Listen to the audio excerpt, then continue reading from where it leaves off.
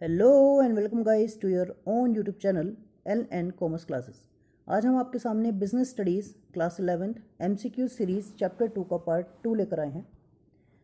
तो आपका first question है guys, which act does govern the joint Hindu family type of organization. पिछली video में हमने टाइप्स ऑफ ऑर्गेनाइजेशन के बारे में बात की थी कि आपके पास डिफरेंट टाइप ऑफ ऑर्गेनाइजेशन होती हैं, sole proprietorship, partnership, joint Hindu family और कंपनी टाइप ऑफ बिजनेस। तो आपसे इस क्वेश्चन में ये पूछा गया है कि जॉइंट हिंदू फैमिली बिजनेस जो होता है उस पर किस एक्ट के रूल्स लागू होते हैं। तो आपके ऑप्शंस हैं, first partnership act 1932, second Hindu succession act 1956, third companies act 1956, fourth competition act 1986। तो आपका राइट आंसर होगा guys second, Hindu succession act 1956। Next question की तरफ आगे बढ़ते हैं गाइस। तो नेक्स्ट क्वेश्चन में आपको एक डेफिनेशन दे रखी है। तो डेफिनेशन में आपको ये पूछा गया है कि ये डेफिनेशन इनमें से इन चारों में से किसने दी है, या इन चारों ऑप्शन में से कौन सा ऑप्शन सही है।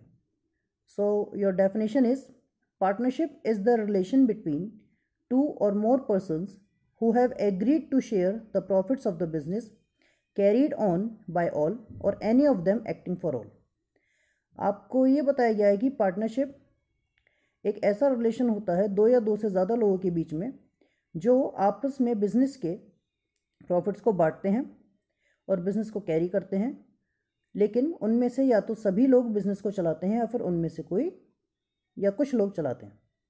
तो आपसे पूछा गया है कि ये डेफिनेशन किसके द्वारा दी गई है। Your options are first the Indian Partnership Act 1932, second L.H. Haney, third Kimball and fourth William R. Sprague। So your right answer is the Indian Partnership Act 1932। तो Indian Partnership Act 1932 के according आपकी ये definition आती। Next question पर चलते हैं guys. जो third question is which of the following is not the feature of A partnership.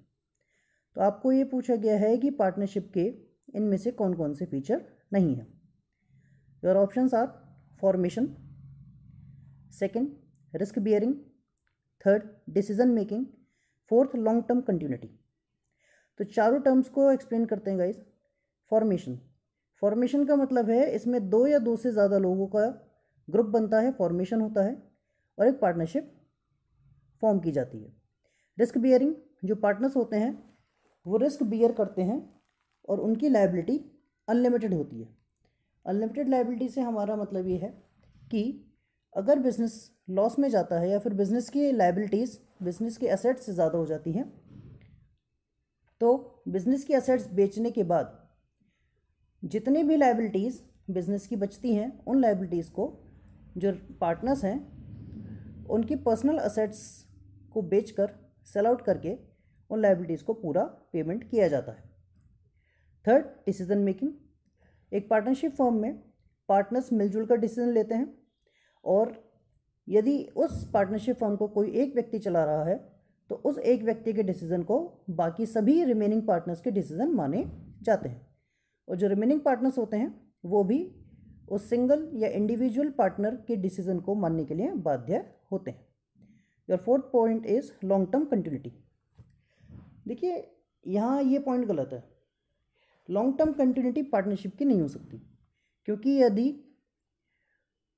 अगर सपोज कीजिए 5 पार्टनर हैं आपके फर्म में और 5 पार्टनर्स में से कोई एक पार्टनर की डेथ हो जाती है या फिर वो पार्टनरशिप छोड़ के चला जाता है तो आपकी पार्टनरशिप वहीं एंड हो जाती है। पार्टनरशिप फर्म डिसॉल्व नहीं होगी लेकिन पार्टनरशिप का अंत हो जाएगा। तो लॉन्ग टर्म कंटिन्यूटी पार्टनरशिप का फीचर नहीं है, ये बीच में तोड़ी जा सकती है। तो आपका राइट आंसर होगा guys long term continuity. Next question पर चलते हैं guys. Your fourth question is which of the following is not the advantage of A partnership. आपसे ये पूछा गया है कि इनमें से कौन सा ऐसा ऑप्शन है जो पार्टनरशिप का एडवांटेज नहीं है। First option is easy formation. Easy formation सही है। ईजी फॉर्मेशन होता है, पार्टनरशिप को कोई भी बना सकता है। ईजी फॉर्मेशन इसलिए भी कहा जा सकता है क्योंकि इसमें रजिस्ट्रेशन की बाध्यता नहीं होती, आपको रजिस्ट्रेशन कंपलसरी नहीं होता, ऑप्शनल होता है। आपके पार्टनर्स चाहें, आप चाहें तो आप रजिस्ट्रेशन करा सकते हैं, अगर नहीं चाहें तो नहीं कराएं, इसमें कोई बाध्यता या कंपल्शन नहीं है। Second option, openness in publishing accounts, यहाँ ये पॉइंट गलत होगा, इसको बाद में डिस्कस करेंगे। बाकी जो 2 पॉइंट्स हैं उनको डिस्कस कर लेते हैं। Balanced decision making, balance decision making का मतलब ये है कि जितने भी पार्टनर होंगे वो आपस में डिस्कस करेंगे, किसी फैसले पर आएंगे और उसको सभी पार्टनर्स की सहमति से आगे बढ़ाया जाएगा। Fourth, larger financial resources, partnership form of business इसलिए बनाया जाता है क्योंकि कुछ लोग मिलकर अलग अलग कैपिटल को इन्वेस्ट करके एक बिज़नेस को खड़ा करते हैं, जिससे उनका बिजनेस बढ़ता है। अगर हम कंपेयर करें इंडिविजुअल फॉर्म ऑफ गवर्नमेंट या सोल प्रोप्राइटरशिप से, तो सोल प्रोप्राइटरशिप में जो पैसे की जिम्मेदारी है या कैपिटल की जिम्मेदारी है, इन्वेस्टमेंट है, डिसीजन है या फिर जितने भी वर्क है वो इंडिविजुअल एक आदमी करता है। लेकिन पार्टनरशिप में आपको यहाँ पे ये फ़ायदा होता है कि कोई पार्टनर के पास पैसा है तो वो पैसा लगा सकता है, किसी के पास एक्सपर्टीज़ है तो वो अपना माइंड बिजनेस में लगा सकता है, किसी के पास टैलेंट है तो वो मार्केटिंग का वर्क देख सकता है। तो डिफरेंट पर्सन के पास डिफरेंट वर्क हो जाता है, वर्कलोड भी कम होता है और बिजनेस का एरिया भी बढ़ जाता है। हाँ, अब हम सेकंड पॉइंट पर आते हैं, openness in publishing accounts. Publishing accounts public company के लिए कंपलसरी होता है कि वो अपने शेयर होल्डर्स को अपने अकाउंट्स के बारे में जानकारी दे। लेकिन पार्टनरशिप फॉर्म ऑफ ऑर्गेनाइजेशन में ये कंपलसरी नहीं है। पार्टनरशिप फॉर्म ऑफ ऑर्गेनाइजेशन में पार्टनर्स ही को ये राइट होता है, उनको ही एक अधिकार होता है कि पार्टनरशिप फर्म के जितने भी डॉक्यूमेंट्स हैं वो आपस में शेयर करें। इसके अलावा पार्टनरशिप फॉर्म ऑफ गवर्नमेंट में पब्लिक को कोई भी अकाउंट्स की जानकारी नहीं दी जाती। सो आपका राइट आंसर होगा guys second, openness in publishing accounts. हमने यहाँ पर नॉट एडवांटेज पूछा था। लास्ट क्वेश्चन की ओर आगे बढ़ते हैं guys. Your last question is what are the types of partnership firm. यहाँ पार्टनरशिप फर्म के टाइप्स पूछे गए हैं कि इनमें से कौन कौन से पार्टनरशिप फर्म के टाइप्स हैं। First one is partnership at will. Partnership at will वो पार्टनरशिप होती है गाइस जहाँ पर पार्टनर्स ये डिसाइड करते हैं कि हम अभी तो बिज़नेस स्टार्ट कर रहे हैं, लेकिन आगे जब हमारा मन होगा या फिर उनके बीच में जैसे भी अंडरस्टैंडिंग होगी वो पार्टनरशिप को डिसॉल्व कर सकते हैं। Second one is fixed period partnership. ये ऐसी पार्टनरशिप होती है गाइस जो कुछ समय के लिए चल सकती है। सम एग्जांपल ले सकते हैं हम इसमें, एज एन एग्जांपल कि हमने 3 मंथ्स के लिए कोई पार्टनरशिप की, 6 मंथ के लिए कोई पार्टनरशिप की या 1 ईयर के लिए कोई पार्टनरशिप की, और उस टाइम पीरियड के बाद वो पार्टनरशिप ऑटोमेटिकली डिसॉल्व हो जाती है।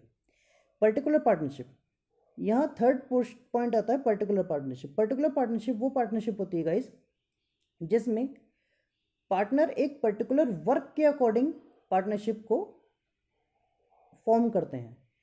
जैसे कि हम एक एग्जांपल ले सकते हैं कि सपोज कीजिए आपके सिटी में एक ब्रिज, ओवर ब्रिज बनाया जा रहा है और ओवर ब्रिज के नीचे से ट्रेन की पटरी जा रही है। तो आपने देखा होगा कि कभी कभी क्या होता है, जब ओवर ब्रिज बनता है तो ओवर ब्रिज के लेफ्ट हैंड साइड में और राइट हैंड साइड में ब्रिज का काम कंप्लीट हो चुका होता है, लेकिन जो बीच का पोर्शन होता है वो कंप्लीट नहीं होता है। उसका रीज़न ये होता है कि जो लेफ्ट राइट का पोर्शन है वो गवर्नमेंट ऑर्गेनाइजेशन बनाती है। गवर्नमेंट ऑर्गेनाइजेशन वो जो NHAI होती है, national highway authority of India, या फिर जो स्टेट की ब्रिज बनाने वाली कंपनी होती हैं, ऑर्गेनाइजेशंस होती हैं, वो उसको बनाती हैं। और जो बीच का एरिया होता है उसको रेलवे बनाती है, रेलवे डिपार्टमेंट बनाती है। तो पर्टिकुलर पार्टनरशिप क्या हुआ, यहाँ पर 2 ऑर्गेनाइजेशन या 2 डिपार्टमेंट एक साथ काम करते हैं और एक पर्टिकुलर वर्क उस ब्रिज के कंप्लीट होने के बाद उनके बीच के पार्टनरशिप कंप्लीट हो जाती है। So your right answer is all of the above. ये तीनों ही पार्टनरशिप फर्म के टाइप्स हैं। Okay, thank you guys, this is all for today. If you like the video, please like, share and subscribe my channel. Thank you. Have a nice day.